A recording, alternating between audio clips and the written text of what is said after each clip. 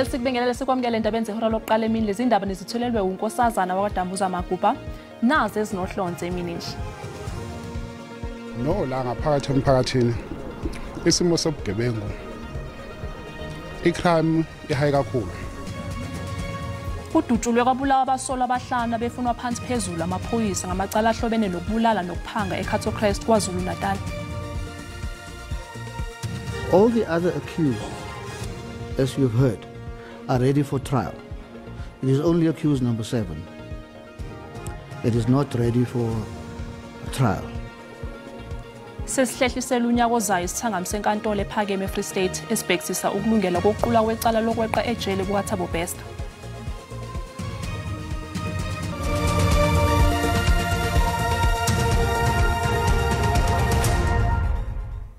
Kudutshulwe kwabulawa abasolwa abahlanu befunwa phansi phezulu amaphoyisa ngamacala ahlobene nokubulala nokuphanga eCato Crest esifundazweni iKwaZulu Natal.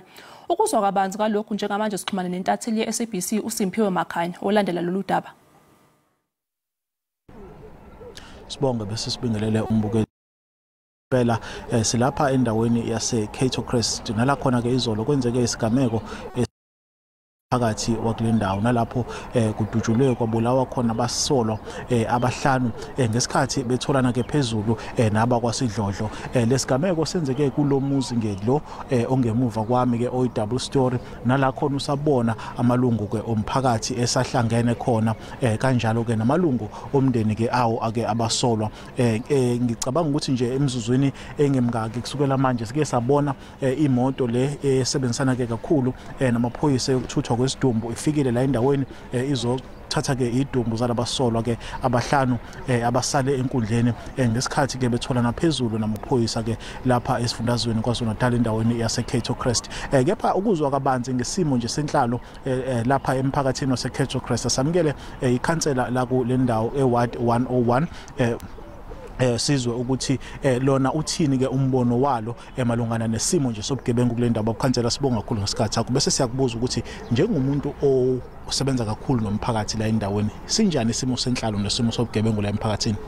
No sibingelele kakhulu. Thina isimo sobugebengu icrime ihigh kakhulu. Njengoba icrime ihigh kakhulu la ngaphakathi emphakathini siyasahlala phansi nama structures nomphakathi sabuka ukuthi no ukuze umphakathi nawo uziziphephile kungcono sakho uhlaka lweCPF okuhla olisenzisana nakho nomphakathi. Sibonga kakhulu isikhathi sakho. Sibonga.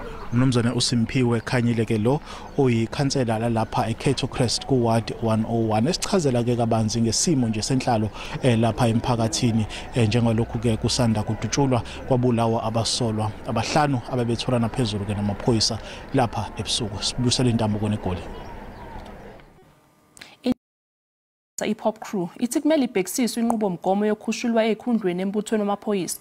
Le nyunyana ithi imigomo ekhona njengamanje yokhushulwa kwezikhundla inqinda amaphoyisa kanye nokukhula kwawo emsebenzini. I will make an example. I grew from the ranks of operations. Starting from crime prevention, I was an explosive expert.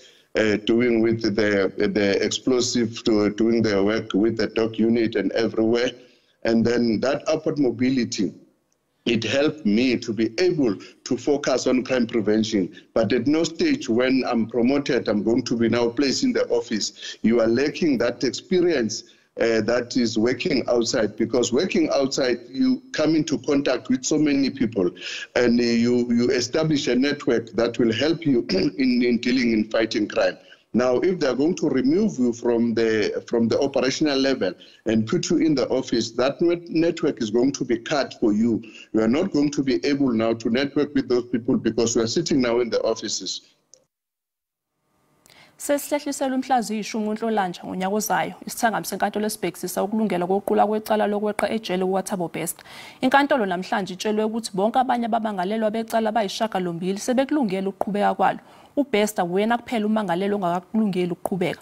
Ummeli wakhe utshela inkantolo ukuthi amalungelo kaBester ayacindezelwa iziphathimandla zejele aboshelwe kulo. Ngathi lokhu kuzokwenza kube nzima kuBester ukulungela ngendlela efanelekile ukuqula kwecala. All the other accused, as you've heard, are ready for trial. It is only accused number 7. It is not ready for a trial. I am obviously aware of your application, and I'm obviously aware that there is still a set of affidavits outstanding, and then thereafter a date will have to be arranged between you and Mr. Snellenberg to the application on an opposed basis.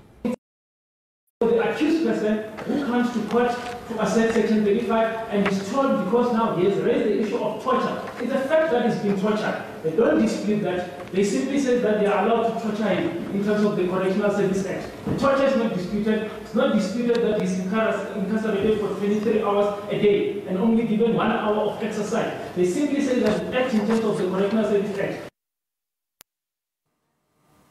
Ingonyama yesizwe samaZulu uMisuzulu kwaZolentini usenxuse ukuthi isukunyelwe ngokuphuthuma ingwadla yodlame lwezibhamu esifundazweni kwaZulu Natal njengoba ukudubulana kwabantu kubeke engcupheni uzinzo lwesifundazwe. Isifundazwe iKwaZulu Natal yisona kuphela esisingatha umsebenzi wokuvulwa kweshamthetho izinsuku ezimbili. Usuku lokuqala lovulwa isilo esisesihlalweni.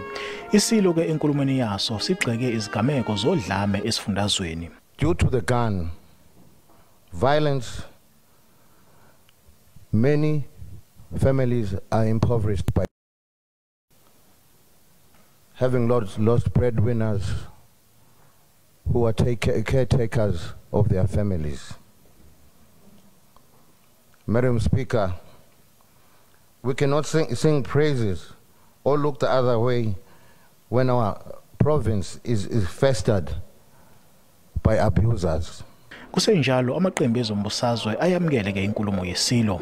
Ngaphambilini amanye amaqembu abephikisa ekubalwa kuwo iDA aphakamisa ukuthi inkulumo yesilo nekandunankulu kwesifundazwe yenziwe ngosuku olulodwa. We're heading in the right direction.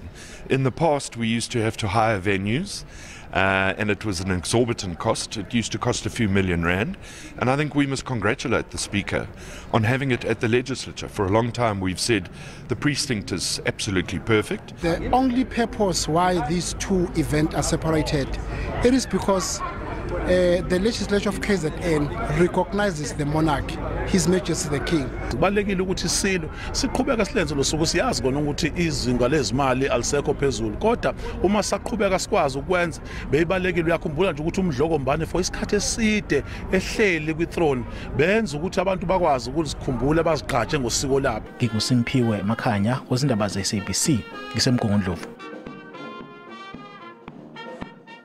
Uyaqhubeka umbango wokulwelwa igama lomkhonto wesizwe. Inkantolo ephakeme eThekwini kwaZulu Natal izolalela isicelo seANC kusasa njengoba leli qembu lifuna kudluliswe isinqumo saphambilini esavuna iqembu iMK Party ngoMbasa. iMK Party iqembu lombusazwe lesithathu ngobukhulu kuleli njengamanje. Kubukeka sengathi ayifune kuhlehla iANC embangweni wayo wokulwela umlando womkhonto wesizwe. African National Congress izofuna imvume yokubidlulisela phambili isinqumo sangoMbasa nonyaka njengoba isicelo sayo sasimelene negama leqembu umkhonto wesizwe kanye nophawu lwalo leli qembu sachithwa neendleko nje. The African National Congress intends to appeal the judgment of the High Court of South Africa in Durban. The ANC will be appealing the matter to stop and prohibit the unlawful use of the ANC's trademark symbols and heritage by Mr. Zuma's party, currently referring to itself as the Umkhonto weSizwe Party. ngoMbasa nonyaka inkantolo ephakeme eThekwini ayizange ivumelane nesicelo seANC. Ngokomthetho wempawu zokuhweba trademarks, inkantolo ayizange ibone sengathi ukusetshenziswa kwegama nophawu lweMK Party kwakungadida noma kukhohlisa abavoti. Phambilini umbalula wachaza ukuthi iqembu lizokhalaza ngezinto eziningi okubalwa ke kuzo nokuphulwa komthetho itrademarks. Future generations must know that this democracy stands on the shoulders of men and women who joined Umkhonto weSizwe, the spear of the nation. At the time when being associated with the ANC was virtually a death sentence. The ANC and is to this day the heart and soul of Umkhonto Wesizwe. We strongly believe an appeal is duly warranted. Umkhonto Wesizwe uzobuphikisana nesicelo se-ANC nokuyisicelo ke esingaphucelela iqembu igama lalo kanye nophawu lwalo uma siphumelela. Kulalelwa kwecala kuzoqhubeka kusasa. Bukeli sisathe qhu eyitolo kanti uMasibuya sizokuphathela udaba oluthi ummeli wabasola bayishagalombili ake neme ngokuthi ufakazi uthi akasayikhumbula ezinye zezinto ezenzeka ngosuku lwesigameko. Ufakazi utshela inkantolo ukuthi akazange aze ayibone lezi imoto ukuthi zinabaqaphi bephila.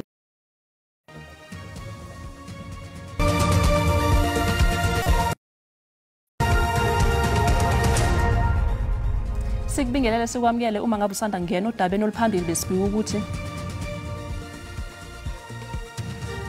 kudutshulwe kwabulawa abasola abahlanu abefunwa phansi phezulu amabene nokubulala nokuphanga eCato Crest kwaZulu Natal. Bukela sikhumbuza ukuthi lezi ndaba zikhona ku YouTube na ku SABC Plus, ngena kuzo uyicinga ngamagama athi SABC izindaba na kanjani uzosithola. Usuku lwesithathu namhlanje liqulwa icala lokushaya ngenhloso yokulimaza elibhekene zombili abasolwa ngokushaya amasosha ngoNtulikazi wangonyaka owedlule. Namhlanje ummeli wabasolwa ubengeneme ngokuthi ufakazi uthi akasayikhumbula ezinye zezinto ezenzeka ngosuku lwesigameko. Intatheli yendaba ze-SABC uCalvin Dludla ulapha enkantolo. Sila enkantolo yemantshi eRandburg njengoba ke kuqhubeka ke icala labasolwa abasishagalombili ngaphambi ke kwemantshi uAbdul Khan. Uzokhumbula ke mbukelo wendaba ze-SABC ukuthi labasolwa yibo laba basolwa ngokushaya ke abantu emgwaqeni othela wayeka ngonyaka owedlule. Bakhona ke bonke abasolwa abasishagalombili la enkantolo kanti icala ke liyaqhubeka. Okudingidwa kakhulu ke namhlanje ukuthi ke kuphekwa ngembuzo ke ufakazi oqala ilungelo lokumdalula njengoba kwenzelwa ukuphepha kwakhe uhlonywa ngembuzo ngendlela ayeshayela ngayo emgwaqeni lo othela wayeka ngosuku lwesigameko. Ummeli ke wabasolwa uyambuza ukuthi ke njengoba ayeshayela akazange yini abone ukuthi lezi moto ezizama ukumisa imoto ke zephini likaMengameli, ngoba uyachaza ummeli ke umaluleke ukuthi ke kwakunophawu olwalikhombisa ukuthi ke lezi imoto ke zephini likaMengameli wezwe uPaul Mashatile. Uyasho kufakazi mbukeli ukuthi ke akazange aze ayibone, ngisho esexinwa ngembuzo uzamile ukuchaza ukuthi yena wabona nje imoto ezimnyama. La ngemva kwami kukhona ke umabona kude abazama ukumkhombisa ngawo ukuthi ke kwakwenzekani ngosuku lwesigameko. Bazama ukumkhombisa ke nezimoto ezayihamba emgwaqeni ngosuku lwesigameko. Bamkhombise ke nemoto emnyama ukuthi wayibona yini, wathi cha yena imoto wayibona kodwa akazange aze abone ukuthi ke le moto le iyona ehamba abaqaphi bephini likaMengameli wezwe uPaul Mashatile. Icala liyaqhubeka ke sisephakathi la enkantolo. Igama lami nguCalvin wakwaDludla endabeni ze-SABC ngibika ngiseRandburg eGoli. Uthishanhloko wesikole iDavidson Skills eGoli ubhekene necala lokushona kwabafundi ababili abasebancane ohambeni lwesikole ngoMbasa kulonyaka. Uthishanhloko uthweswe icala lokuthi wavumela lolu hambo luqhubeka ngaphandle kwemvume yomnyango, kanti uphenyo lwenziwe yinkampani ezimele luthi ubebengekho onogada noma othisha kulesi sikhungo. Usibusiso Sibiya noSiphamandla Peterson baminze emfuleni iHenopse Centurion ngesikhathi behambe nesikole beye ekhempini. Kwaphuma ukuthi umnyango wezemfundo eGauteng awuzange unike imvume isikole ukuba uqhubeke nalolu hambo. Manje uthishanhloko ubhekene namacala okushona kwalabafundi. It's only the school principal that will be already, as I've said earlier, that we had requested her to report at the district in the interim while we're doing an investigation. Now that we're done, we're moving straight into disciplinary process, and within that, obviously there's a process for suspension. Owangamele ezemfundo wazisemindeni yombili ngombiko wophenyo babengaphezulu kwamashumi ayishagalolunye abafundi lebengenabo onogada kanye nothisha. After being given permission by Mr. Mutlo to swim, this is where the confusion of the different versions from the learners. Sbusiso and Spamandla were among the group of learners who went to swim in the dam. Spamandla was drowning when Sbusiso tried to save him. In the process, Sbusiso drowned as well. Uhlelo lokuqondiswa kwezigwegwe ngokuziphatha kukathishanhloko luzoqala maduze. Othisha besikole samabanga aphansi iphikiswayo primary enyakatho yeTheku bathi bazizwa bengaphephile esikoleni bacela ukuthi kwengwezwe onogada. Lokhu kulandela umhlangano obanjwe yinhloko yomnyango wezemfundo nezisebenzi emva kokudutshulwa kukathisha wakwa-grade R ngomsombuluko. Bekunomunyu esikoleni iphikiswayo primary ngesikhathi kuhambele izikhulu zemfundo. Ukuphepha kothisha nabafundi bekuseqhulwini ezinhlelweni zabo ngesikhathi kunomhlangano nenhloko yomnyango wezemfundo. Abanye abazali abazihambisanga esikoleni izingane ngoba besabela izimpilo zazo. Lesi sigameko sishiye othisha nabafundi behlukumezekile. Kusithuse kakhulu sabazali ngoba into efana nale ayikazi iziyenzeke kulesi sikole.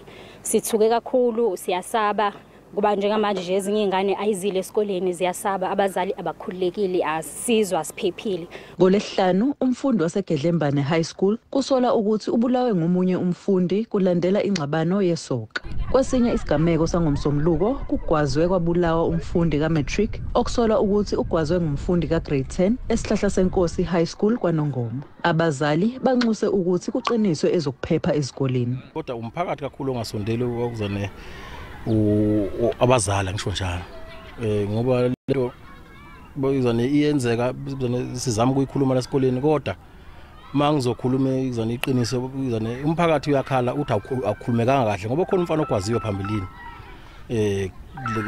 labafana kwakhona la endaweni okwazwa yibo labafana abasebebulela umuntu namhlanje.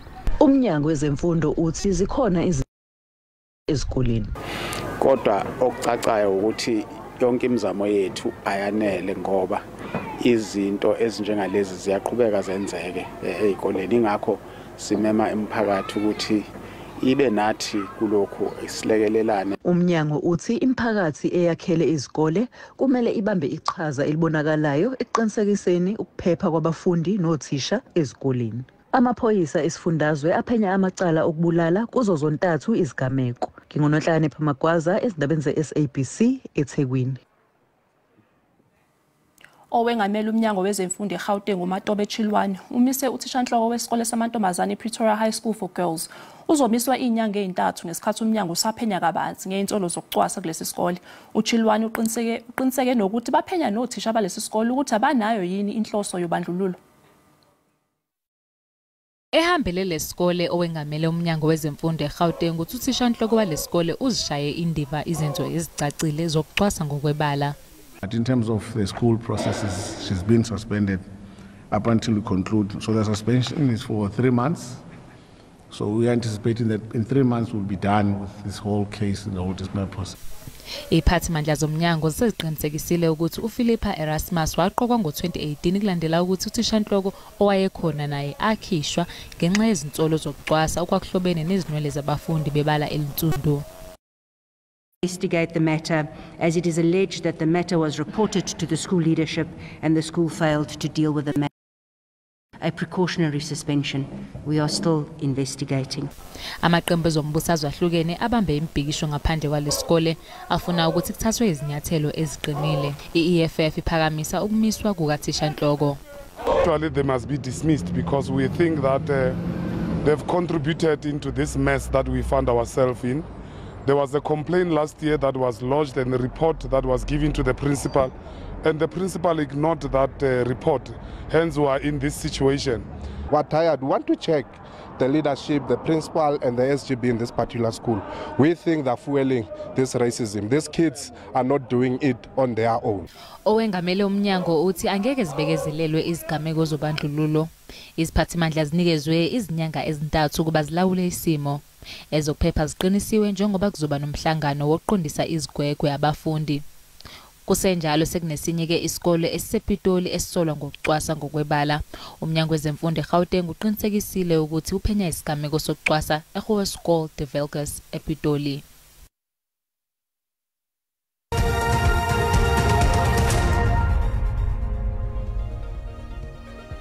Lusephezulu uhwebo leRanders Market namhlanje. Libiza u-18.26 edoleni laseMelika libe ngu-23.45 kupondo kanti lingu-19.77 ku-euro. Ipolo laseBotswana libiza R1.34. Isephezulu inkomba yezabelo JSE Igolide libiza $2,421 i-ounce, iplatinum yona ibiza $969 i-ounce, uwoyela ongahluziwe ubiza $69.61 umphongolo.